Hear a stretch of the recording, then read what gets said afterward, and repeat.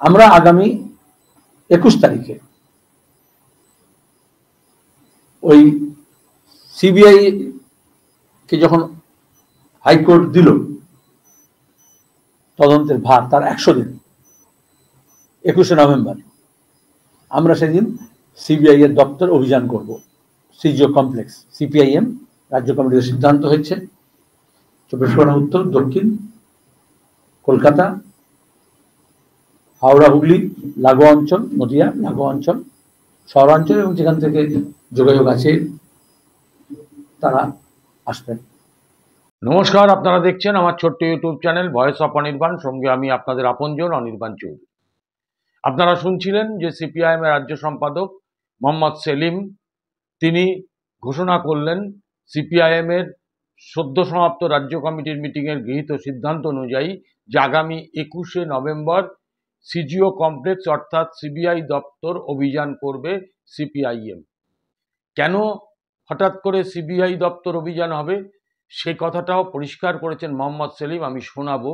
তার আগে শুধু আপনাদের বলি যে আজকে অভয়াকাণ্ডের এই 17 তারিখ 100 দিন অতিক্রান্ত।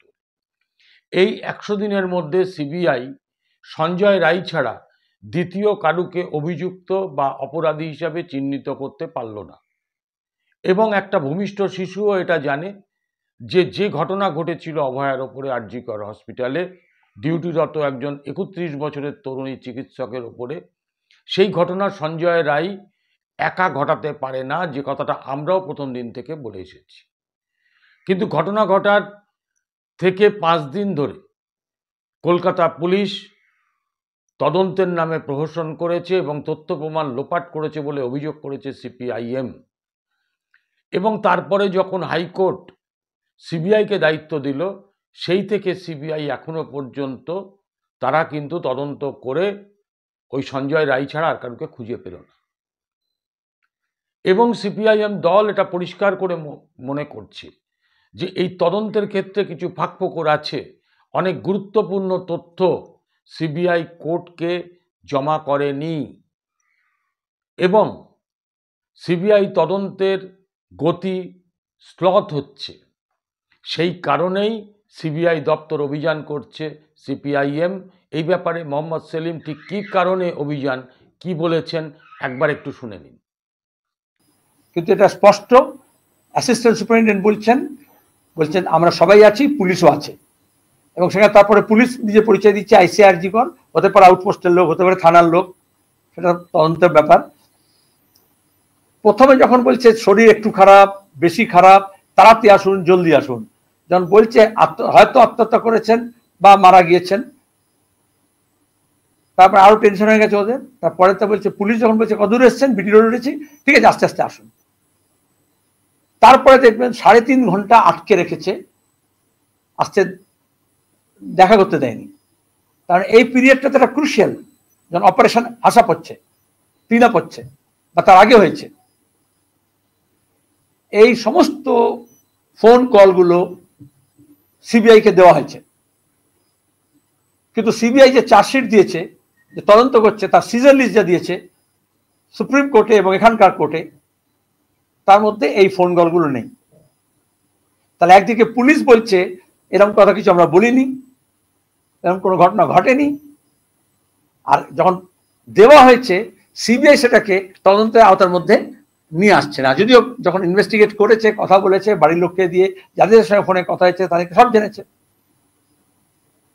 তাহলে আমার ওই প্রশ্নের উত্তর নিশ্চয়ই পাচ্ছেন কেন সিবিআই এর কাছে যাচ্ছি। তদন্তটা যাতে লাইনে হয়, বেলাইনে না হয়, বা আইনে হয়, লাইনে না হয়, তার জন্য। শুনলেন যে কি কারণে সিবিআই দপ্তর অভিযান হবে।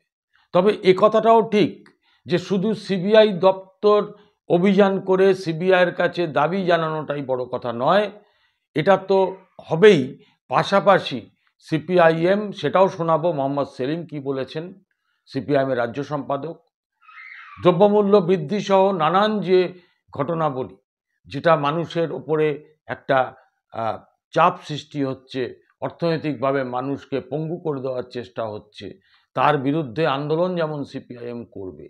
কিন্তু বিশেষ করে এইবারে রাজ্য কমিটির মিটিংয়ে যেটার উপরে জোর দেওয়া হয়েছে সেটি হলো নারী নিরাপত্তা, নারী সুরক্ষা এবং অভয়াকাণ্ড থেকে শুরু করে অদ্যাবধি 30টার ওপরে এই ধরনের নারকীয় যে ঘটনা মহিলাদের উপরে ঘটেছে, সে 8 থেকে 80 যে ঘটনা ঘটেছে, সিপিআইএম রাজ্য কমিটির মিটিংয়ে সিদ্ধান্ত করেছে আন্দোলনকে এবারে তারা গ্রামের দিকে ছড়িয়ে দিতে চায় এবং আন্দোলন তীব্র হবে।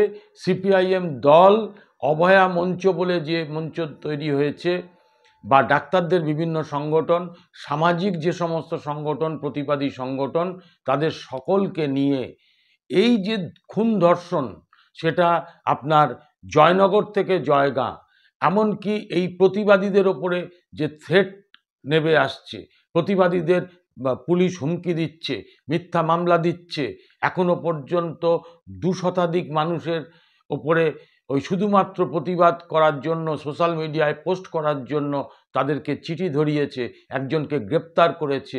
তার বিরুদ্ধে, এই থ্রেট কালচারের বিরুদ্ধে, এই ধরনের মানুষের গণতন্ত্রকে রোধ করার বিরুদ্ধে, গণতান্ত্রিক পদ্ধতিতে মানুষের বাক স্বাধীনতাকে যে হরণ করা হচ্ছে তার বিরুদ্ধে, নারী নির্যাতনের বিরুদ্ধে, নারীদের সুরক্ষার দাবিতে, কাজের জায়গায় বা সর্বত্র নারীদের নিরাপত্তার স্বার্থে সিপিআইএম তারা সিদ্ধান্ত নিয়েছে এই লড়াই নভেম্বর এবং ডিসেম্বরে চূড়ান্ত আকার নেবে। আগামী ডিসেম্বরে সেলিম সাহেব বলছেন যে আমি শোনাবো যে আগামী ডিসেম্বর মাসে আপনারা বুঝতে পারবেন আন্দোলনটা কোন পর্যায়ে উঠেছে।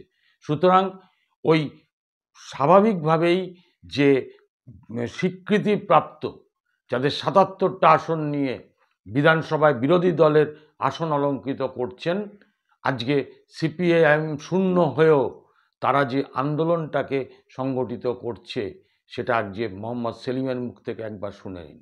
প্রতিবাদী মানুষের কণ্ঠস্বরকে একদিকে সোচ্চার করার জন্য আর অন্যদিকে প্রতিবাদী কণ্ঠস্বরকে দাবানোর জন্য, আটকানোর জন্য, থামানোর জন্য সরকারি প্রয়াস চলছে, গুন্ডামি মস্তানিয়া চলছে, ভয় দেখানো হচ্ছে, মিথ্যা মামলা হচ্ছে, গণতান্ত্রিক অধিকারকে খর্ব করার চেষ্টা করা হচ্ছে, প্রচারে বাধা তৈরি করার চেষ্টা করা হচ্ছে এবং মিথ্যাচার করা হচ্ছে তাদেরকে বদনাম করার জন্য।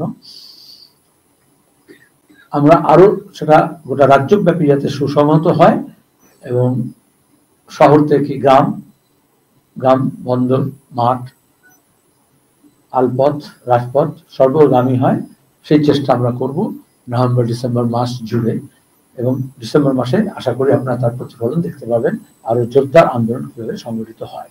তার সঙ্গে স্থানীয় যে সমস্ত বিষয় আপনি জানেন, এই সময়ের মধ্যে 30-এর বেশি এই ধরনের ঘৃণ্য ঘটনা ঘটেছে যা আগে ঘটতো না, প্রায় মহামারী আকার ধারণ করেছে, সেগুলো কেউ জুড়ে নেওয়া। সেই জয়নগর থেকে জয়গাঁও হতে পারে, সেটা পশ্চিমাঞ্চলে হতে পারে, আদিবাসী মেয়ে হতে পারে, কর্মরতা হতে পারেন, গৃহবধূ হতে পারেন, নাবালিকা হতে পারে, শিশু হতে পারে। এই যে নিরাপত্তার প্রশ্ন অনেক বড় করে দেখা দিয়েছে, সেটা হচ্ছে সব আন্দোলনকে একসাথে আমরা যদি জুড়বার চেষ্টা করি এবং ন্যায় এবং বিচারের দাবিকে আরো সোচ্চার করতে চেষ্টা করি, সেই ব্যাপারে আমরা সিপিআইএম তার যা ভূমিকা যতটা করণীয়, বিভিন্ন সংগঠন, গণসংগঠন, নাগরিক সমাজ, তাদের সঙ্গে আমাদের আরো বেশি সম্পৃক্ত হতে হবে। 17 তারিখ 100তম দিন। আজকে সিবিআই এর তদন্তের যে নিষ্ক্রিয়তা, তার প্রতিবাদে আজকে কিন্তু পশ্চিম বাংলায় সর্বত্র প্রতিবাদ ধ্বনিত হবে। আজকে 100টা সাইকেল নিয়ে মিছিল হবে, কোথাও কোথাও বা 100টা মশাল জ্বলবে, কোথাও 100টা পথসভা হবে, কোথাও বা 100 সেকেন্ড নীরবতা পালন করে প্রতিবাদ করা হবে। এবং আজকে শ্যামবাজার আপনার সোদপুর থেকে শ্যামবাজার বিকেল 5টার সময় প্রতিবাদী মিছিল হবে। সেই মিছিলকে বিভিন্ন জায়গায় সম্বর্ধিত করা হবে। কোনোভাবেই আন্দোলনকে ভুলে যেতে দেওয়া যাবে না এবং আইন আইনের পথে চলুক, বিচার বিচারের পথে চলুক, কিন্তু বিচারটাকে হাত কচলে নয়, বিচারটাকে মুষ্টিবদ্ধ করে ছিনিয়ে নিতে হবে, এই প্রতিজ্ঞা করেছে সিপিআইএম। সুতরাং আপনারা এই এপিসোডটা দেখে আপনাদের যা বক্তব্য, আপনাদের মতামত নিশ্চয়ই কমেন্ট বক্সে জানাবেন। আজকে এটুকুই, আবার দেখা হবে আগামীকাল।